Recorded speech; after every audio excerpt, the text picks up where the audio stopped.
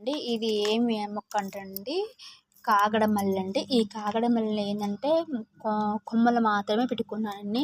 కాకపోతే ఈ కొమ్మలు కూడా ఒక సైడ్ ఏమో అండి ఆకులు లేకుండా కొమ్మలు పెట్టానండి. ఒక సైడ్ అదే కుండీలో చిన్న చిన్న ఆకులు ఉంచేసి పెట్టానండి. అయితే ఆకులు లేని కొమ్మలు మాత్రం బతకలేదండి. రీజన్ ఏంటంటే అండి, ఒక కొమ్మ బతకాలంటే ఆ ఆకుపచ్చదనం ఉంటేనే కొమ్మలైనా బతుకుతాయండి. ఎందుకంటే ఆకుల్లో ఫోటోసింథసిస్ అనేది జరిగి ఆకులు ఆకుపచ్చగా ఉండి కొమ్మ నాటుకోవడానికి ఆస్కారం ఉంటదండి. ఈ విధంగా చిన్న చిన్న ఆకులు మాత్రమే ఉంచడం వల్ల ఈ కొమ్మలనేవి బతికినాయండి. ఇవి ఏంటంటే ఇంకా ఏంటంటే ఆక్సిజన్ ప్లాంట్ అండి. ఇది మనం ఏ విధంగా వేసినా పెరిగిద్దండి అసలకి. ఇది సూపర్ ప్లాంట్ అండి. ప్రతి ఒక్క ఇంటిలో ఉండవలసిన మొక్క అండి. ఇది ఇండోర్‌గా గానీ, అవుట్‌డోర్‌గా గానీ మనం యూజ్ చేసుకోవచ్చండి ఇది.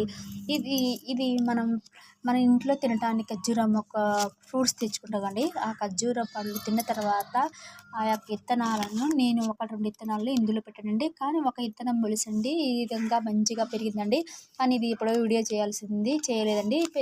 కొద్దిగా పెద్దగా అయిన తర్వాత చేస్తే బాగుంటదనే ఉద్దేశంతోనే దీన్ని చేస్తున్నానండి. ఇది బాగా పెరిగి పెద్దయిన తర్వాత ఈ యొక్క మొక్కని కింద ఏస్తేనే బాగుంటదండి. ఏదో ఇది కొద్ది వరకు ఒక స్టేజ్ వరకు వచ్చిన తర్వాతనే దీన్ని ఇంట్లో ఈ కుండీలో ఇట్లా ఉంచేస్తున్నానండి.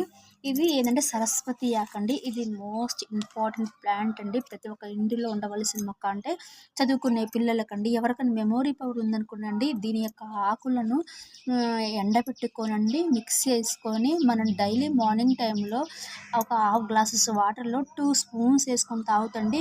కొద్ది వరకైనా పిల్లలకి మెమొరీ లాస్ అనేది తక్కువగా ఉంటుందండి. ఇది ఇది ఇది అందరిలోనూ ఉండవలసిన మొక్క అండి. ఈ పిల్లలకు మాత్రం మోస్ట్ ఇంపార్టెంట్ అండి ఇది. ఇది ఏంటంటే ఒక 20 డేస్ బ్యాక్ క్రితం అండి.